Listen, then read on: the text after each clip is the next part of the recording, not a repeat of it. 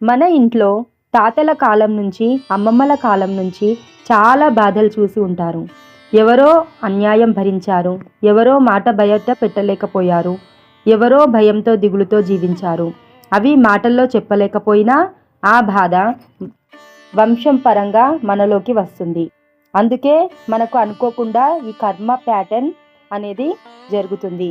అంటే ఒకే సమస్య మళ్ళీ మళ్ళీ ఎదురవుతుంది. కుటుంబంలో ఎప్పుడు కలహాలు, కారణం లేకుండా మనసు బరువుగా ఉంటుంది.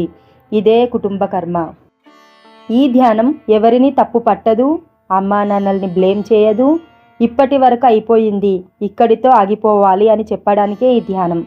మీరు కూర్చొని నిశ్శబ్దంగా శ్వాస తీసుకుంటే మీ మనసు, శరీరం ఆ బాధని విడిచిపెడతాయి. ఈ ధ్యానం వల్ల వచ్చే రిజల్ట్ ఏమిటంటే మనసులో భారం తగ్గుతుంది. ఏడుపు వస్తే అది మంచిదే, కుటుంబం మీద కోపం తగ్గుతుంది, హృదయం కొంచెం తేలికగా మారుతుంది.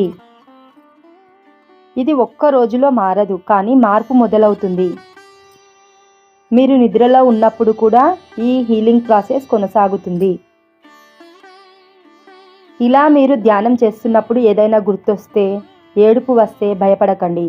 అది హీలింగ్.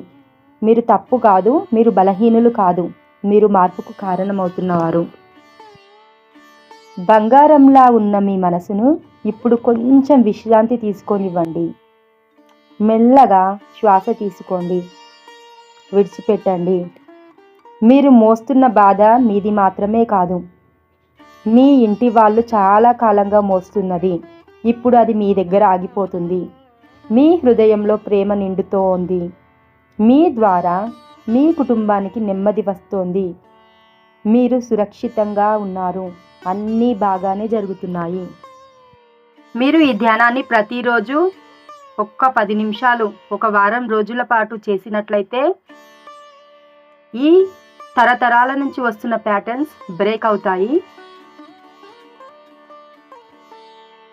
పదే పదే వస్తున్న, రిపీటెడ్గా వస్తున్న బాధలు, ప్రాబ్లమ్స్ అన్నీ సాల్వ్ అవుతాయి. మీ హృదయాన్ని తాకితే పూర్తి వీడియో మా సులభ ధ్యానం ఛానల్లో ఉంది. సమయం తీసుకొని తప్పకుండా చూడండి. మీకు ఈ ధ్యానం చేసిన తర్వాత శాంతి లభించినట్లయితే నా ఛానల్ని లైక్ చేయండి, సబ్స్క్రైబ్ చేయండి, షేర్ చేయండి. ఇప్పుడు మీరు సౌకర్యంగా కూర్చోండి లేదా పడుకోండి. కళ్ళు మెల్లగా మూసుకోండి. వేళ్ళల్లో వేలు వేసుకోండి.